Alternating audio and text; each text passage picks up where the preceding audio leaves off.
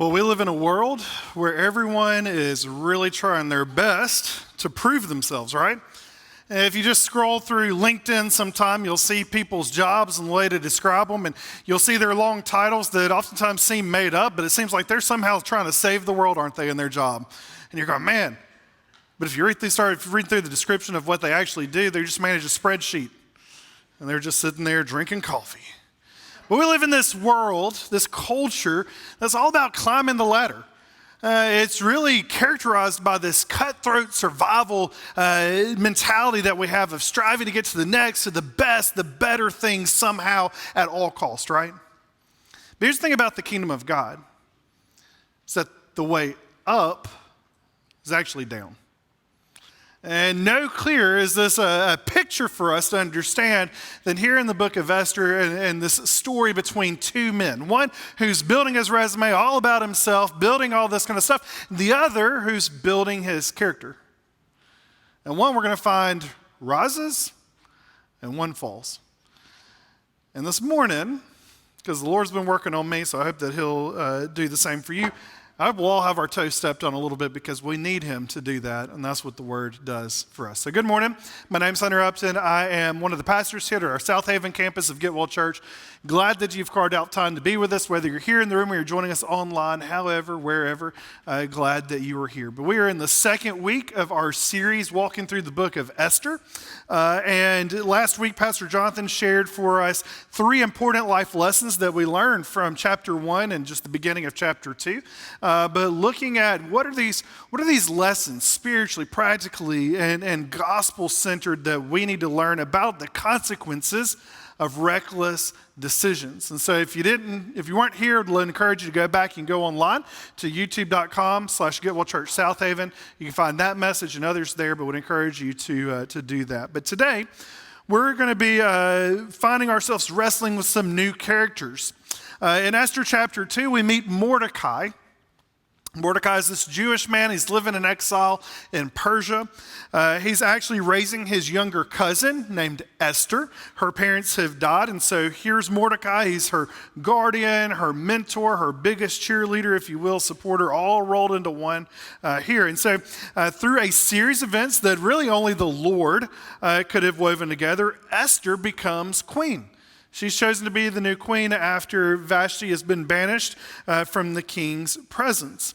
And so here's Esther. She's now in the palace. She's now there. And Mordecai has advised her, hey, keep your Jewish identity a secret for now. And so we don't know why, but that's what he said. Well, we do know why if you've ever read it. But anyway, so we don't know why just yet. Just hang on with me. All right. Meanwhile, here's Mordecai. He's working at the king's gate. This is essentially kind of an administrative position, but actually it's a really important one because all the important stuff happens at the king's gate. But anyway, so he's there. One day, Mordecai overhears this plot to assassinate the king. And it's actually 2 of the guards at the king's door. So Mordecai, in his loyalty and his faithfulness, he reports it to Esther. Esther then tells the king, who she also gives credit to Mordecai in the process. And sure enough, the plot is stopped. And so you would think, hey, wow, that's kind of a big deal, right? That this man would stop a plotted assassination of the king. Well, if this was a movie, we'd expect some kind of big ceremony, right? Big ceremony, trumpets, a parade, all these kind of things, medals, maybe even a chariot with your name on the side of it, right? I mean, this is kind of a big deal, but guess what happens? None of that. At best, Mordecai gets a, hey, thanks, bud. I appreciate that, right? And he moves on. And what does Mordecai do? Well, he goes back to working the king's gate. No recognition, no parade, just quiet, faithful living. And then we turn the page to chapter 3. And Haman enters the story. And he receives this huge promotion. Not Mordecai, the guy who saved the king's life. Not Esther, who's now the new queen. And here's what happened is that King Xerxes actually elevates Haman to the highest position above the nobles. And he commands everyone to bow down as he passes by. Now I can imagine, as we'll soon find, that this went straight to Haman's head faster than maybe when you give a toddler a bag of candy and no supervision.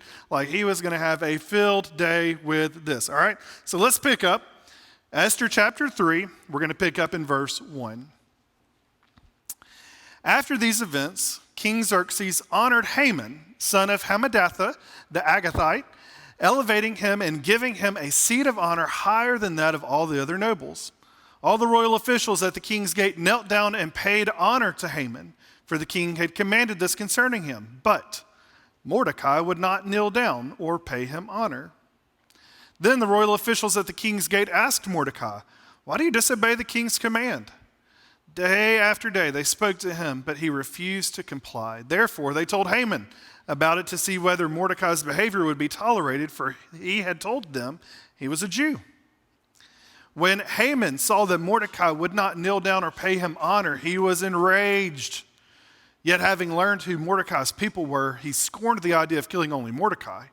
Instead, Haman looked for a way to destroy all Mordecai's people, the Jews, throughout the whole kingdom of Xerxes. So I want you to picture this. You've got Haman. He's walking by. He's got his chest puffed out. He's really excited. He's practicing his royal wave, right? And he's expecting everyone to bow down to him. And then there's Mordecai standing there, hands in the pocket, looking straight ahead. He's doing it. He's good, right? No bow, no acknowledgement, not even once. And this doesn't happen just once. This happens day after day after day. Mordecai stands while everybody else bows. Everyone else is playing the game, but Mordecai is standing his ground, staying faithful to God. And here's what we need to understand about this and why this is so important. This isn't just about two guys who aren't getting along at the office. There's actually some big history for us to understand. If we were Jews and reading this after the exile, we would immediately have picked up on the fact that it gave us this little detail. And it's not a throwaway detail. Haman is an Agagite. Now, what that means is that he is descended from the king of the Amalekites, Agag. All right, these are Israel's ancient enemies. And if you know this story, it's that God commanded King Saul hundreds of years earlier to wipe them out because of their evil, because of their attacks on God's people. But what did Saul do? He spared him. He spared the king. And because of that disobedience, that actually cost Saul his throne. Now, if you fast forward to Mordecai, guess what? Mordecai is actually from King Saul's line. He's of the tribe of Benjamin. And suddenly, here he is standing face to face with a descendant of Agag. Now, Mordecai, he's not bowing. It isn't a part of personal pride. It's actually a moment of spiritual warfare. This man is refusing to bow to the enemy of God. And this faithfulness, this is the thing, is that it's going to cost him something, right? Now here's the kicker. Haman doesn't notice Mordecai's faithfulness to God. All he's concerned about is that this one dude is not bowing down to him at all right? And this is what we need to understand about pride, is that pride isn't satisfied with most people's approval. It needs everyone's approval. If 99 people cheer on you and but one person doesn't, and all of a sudden, here's what pride does, is make you focus you on that one person that did not cheer for you. It's kind of like if you threw a big birthday party, right? And everything was going great, everybody gave you all these great compliments, and then one person said, you know what, that cake was a little bit dry. And so then there you are, you're over in the corner, you're Googling, how do I make a cake moister next time, right? Like it's all the kind of things, it eats you alive. And this is exactly what it does to Haman. So let's pick up Esther chapter 3, verse 7. In the 12th year of King Xerxes, in the first month, the month of Nisan, the pur, that is, the lot, was cast in the presence of Haman to select a day and a month. And the lot fell in the 12th month, the month of Adar. Then Haman said to King Xerxes, there is a certain people dispersed among the peoples in all the provinces of your kingdom who keep themselves separate. All right, that's so far probably correct. Their customs are different from those of all other people. That's probably also pretty correct. I mean, they were Jews. They had been given these laws to abide by God. And they do not obey the king's laws. Okay, well that's twisting the truth. That's not true. And it's not in the king's best interest to tolerate them.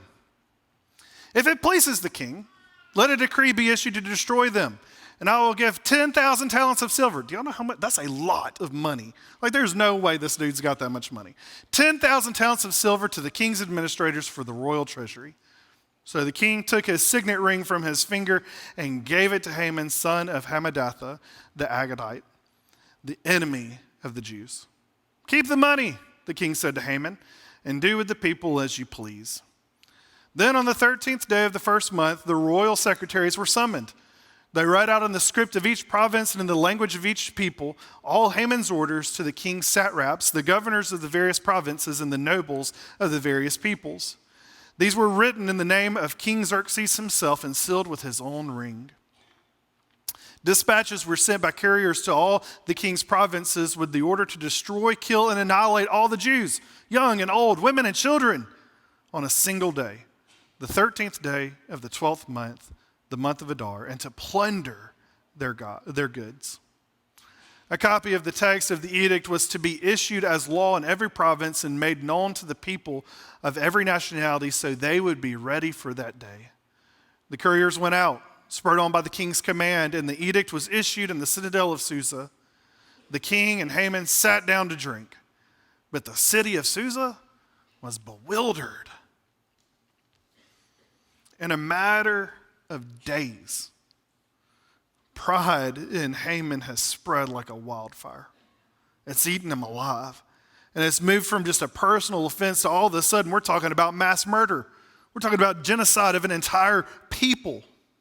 And all this because one man couldn't handle being overlooked by one other man. What we need to understand is that pride left unchecked, it doesn't just poison us. It poisons our heart, poisons our home, poisons our workplace, it poisons our witness. Friends, it poisons everything. Everything. While Haman sought power, even though he had it already, Mordecai stayed faithful, even whenever he had been forgotten. Here's the thing about Mordecai is that he lived with purpose. Purpose. And friends, in the end, purpose always wins. So let's talk about what does this word purpose mean? For Mordecai, it isn't about titles or applause or recognition. He wasn't chasing a platform. He just kept showing up, faithful to this thing that God had placed him in his life in front of him. He protected Esther. He stood for what was right. He reported what he had overheard. He didn't need to be the main character. He was happy with just being obedient to God. So let me ask you this. What is that thing that God has placed in your life? What is that place that God has placed you in front of right now that might not come with a title, might not come with a spotlight, and yet it still deeply matters to him because guess what? He's placed you there. Maybe you're parenting and you're going, my goodness, I don't know if anybody knows the sacrifice that I'm making here. Maybe you're stuck in a job where the integrity that you bring day in and day out seems to go completely unnoticed. Maybe you're caring for someone, praying for someone. You're doing that right thing, but no one is applauding you on for what you're doing. I want you to see what Mordecai's story is telling us, and it's this. It's that purpose isn't about being seen. It's about being faithful. It's about just being faithful. It's about trusting that God sees, and guess what? That's enough. God sees it. That's enough. The world says make something of yourself, but Jesus says lay yourself down. The world chases titles, but Jesus honors trust of God. And Mordecai, he looks ordinary, right? And he's just doing his own thing back in at the gate. But in God's eyes and in God's timing, he's exactly where he needed him to be. Haman's got the title, he's got the spotlight and the power, and still it wasn't enough because here's the thing about pride is that pride doesn't rest. It begins to rot. So let's talk about that. Here's the thing about unchecked pride is that it begins to grow into something that's truly toxic to us, and that's bitterness. Bitterness. Bitterness always demands action. It does not content to just sit there and simmer in our lives. No. It wants to lash out. And so if we fast forward a few chapters, chapter 5 of Esther, we find that Haman, he's been invited to this fancy banquet with the king and queen. And of course, this is all right up his alley, right? He's basically on top of the world. He's there. He's rubbing elbows with royalties on some exclusive guest list. He's thinking about the prime rib that he's about to have with the caramel cake and rolls and things. All right, so let's see where. But anyway, but guess who's living rent free in Haman's mind? Mordecai. So let's pick up chapter 5, verse 9. Haman went out that day happy and in high spirits. But when he saw Mordecai at the king's gate and observed that he neither rose nor showed fear in his presence, he was filled with rage against Mordecai. Nevertheless, Haman restrained himself and went home, calling together his friends and Zeresh, his wife. Haman boasted them about his vast wealth, his many sons, and all the ways the king had honored him, and how he had elevated him above the other nobles and officials. And that's not all, Haman added. I'm the only person Queen Esther invited to accompany the king to the banquet she gave, and she has invited me along with the king tomorrow. But all this gives me no satisfaction as long as I see that Jew Mordecai sitting at the king's gate. His wife Zeresh and all his friends said to him, have a pole set up reaching to a height of 50 cubits at 75 feet, and ask the king in the morning to have Mordecai impaled on it. Then go with the king to the banquet and enjoy yourself. This suggestion delighted Haman, and he had the pole set up. Now, I don't know if you caught that, but Haman's list of blessings is pretty incredible. He's got wealth and power and fame. He's got sons. He's even got a seat at the king's table. It's not too bad. And yet, none of that brings him joy because of the bitterness that has blinded him to see the good things in his life. He has everything that a person could dream of. And yet, he can't sleep at night because one man won't bow. And instead of dealing with that, he builds a 75-foot pole to kill him. It's because this is what bitterness does. Bitterness, it escalates, it dramatizes, it demands action. What I want you to understand is that bitterness will make you build monuments to your pain. Here's what I mean by that. A monument is something that you go and you revisit over and over again. It's something that marks a moment in time. And it's for some of us, we have built a monument to something that someone did to us. We keep coming back to that comment, to that betrayal, to that disappointment. We replay it over and over, rehearse it. We rebuild it every time. We polish the pain. We protect the wound that's been made. And here's the tragedy. Is that monument, it didn't hurt in the person that did it to you. It's holding you hostage. You see, bitterness always promises us relief. It says things like, if you just get even, if you just show them who's boss, then you're all going to feel better, but it's all a big lie. That's because bitterness doesn't heal you, it hollows you. What if today, instead of us continuing to build these monuments to pain, to keep allowing the pride to keep them up, what if we began to tear them down? What if, instead of hearing what someone else has said about us, listen to the thing that someone greater, grander, who's given his life for us has said about us? And instead we build our life on him. What if this morning we ask the Lord, would you, Lord, in your grace, would you help us to begin to break down, to dismantle those monuments to our pain and our pride that we've put in place? Lord, that we may come and have life.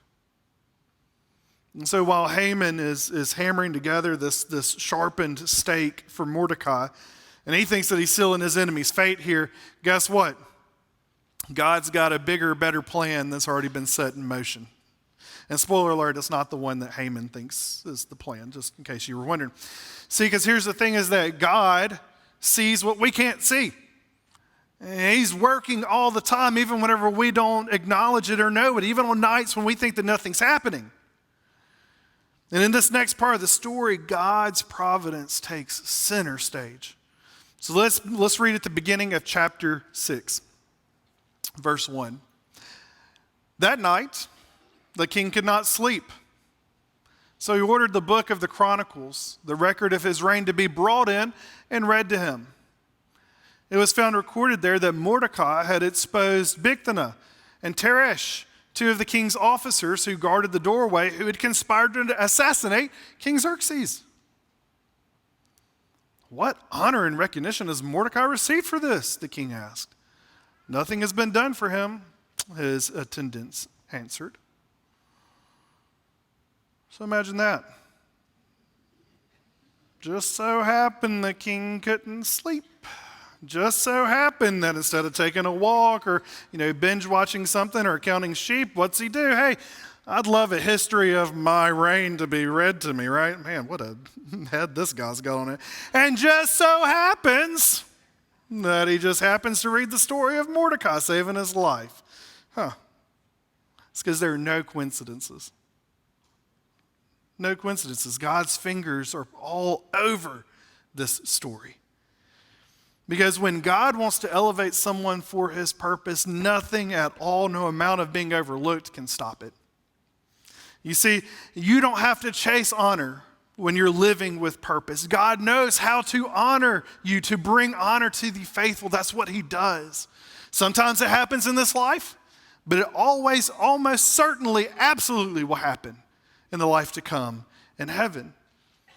And so the story continues. I love this. Haman shows up to the palace the next morning, and he's all ready to ask the king for his blessing over this permission to kill Mordecai on his large pole here. And here he is, he's coming in, and even before he can say anything, the king says, hey, what should be done for the man in whom I want to honor? And Haman goes, man, he's talking about me, isn't he? And so he's thinking, all right, let's see, what would I do? Let's see, let's put I love royal robes, we'll put a royal robe on him. We'll put him on the king's horse, we'll march him around town. And even better, we will have everyone say, look, this is how the king honors the man who honors the king. And the king goes, that's perfect. I love it. Let's do it. Hey, will you make sure that happens for Mordecai? Because he's the one who we're going to be honoring. Goodness gracious, right? So here's here's Haman. He wanted everyone to bow to him.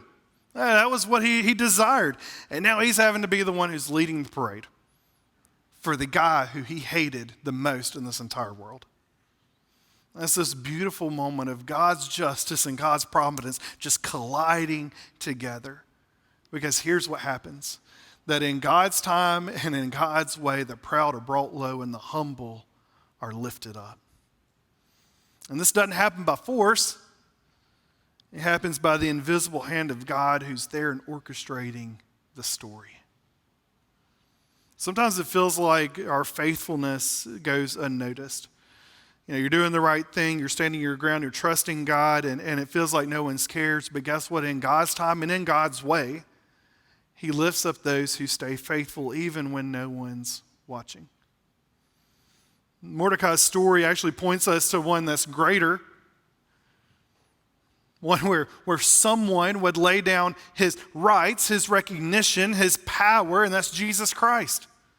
He's the true king. He's the one who chose the path of humility. And guess what? He is our ultimate example of what it looks like for us to live humbly in this world.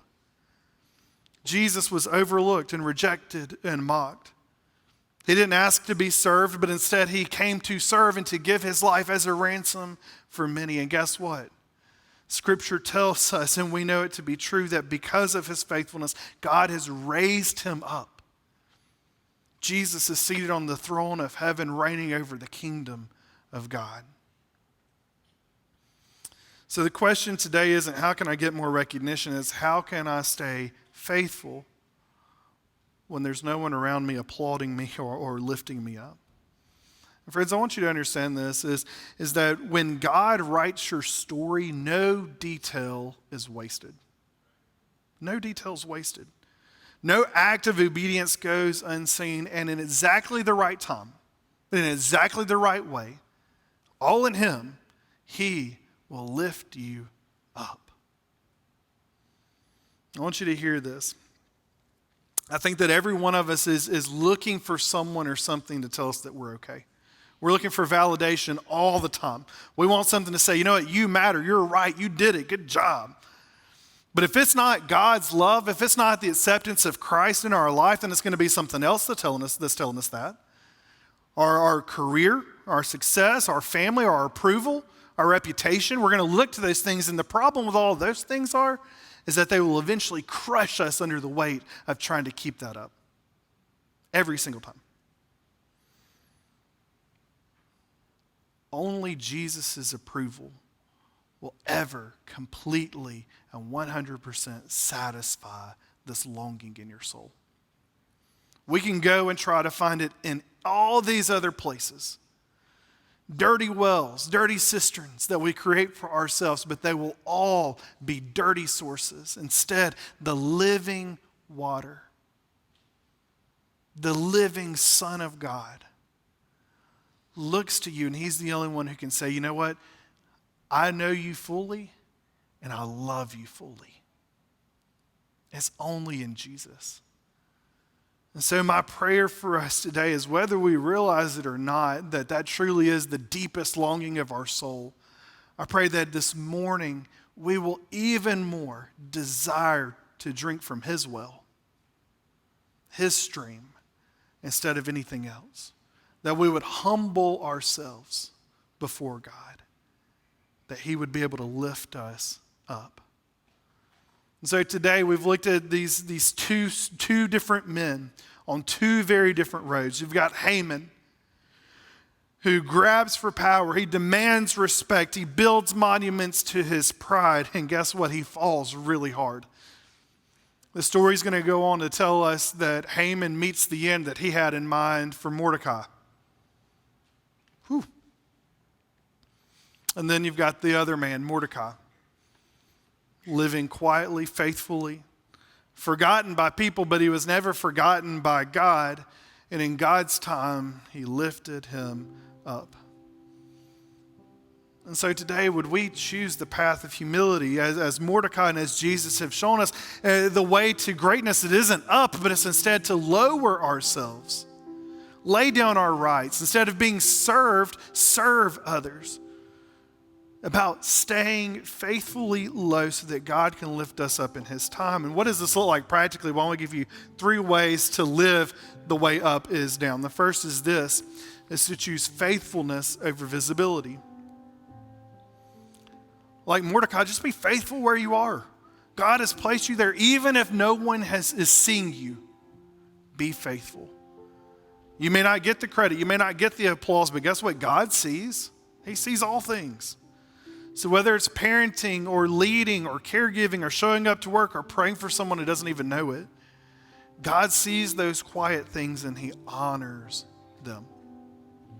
Number 2, practice humility daily.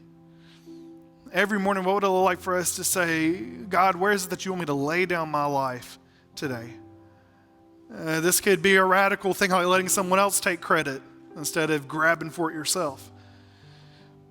Maybe it could look like listening instead of always trying to defend, serving instead of striving.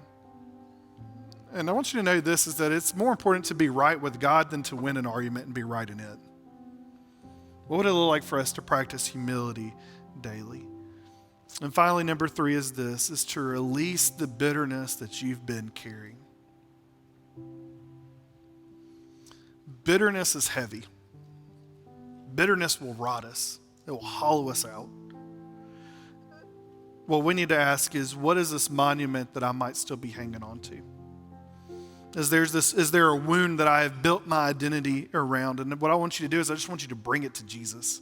I want you to lay it down and understand that the cross of Jesus is strong enough to carry your pain, and it's also loving enough to heal you of it. I want you to find your life in Jesus. And friends, that comes from us understanding what he has done for us, that he didn't cling to his throne. Instead, he laid it down. He didn't hang on to a crown filled with jewels, but instead he wore a crown of thorns. He didn't build stakes for his enemies. Instead, he stretched out his arms in love for them. And this morning, as we come for communion, that's what we remember. Is the sacrifice that Jesus made, the way that he lived in humility. Why? So that me and you, sinners as we are, would be reconciled to God. And Jesus commanded us as a church to remember this.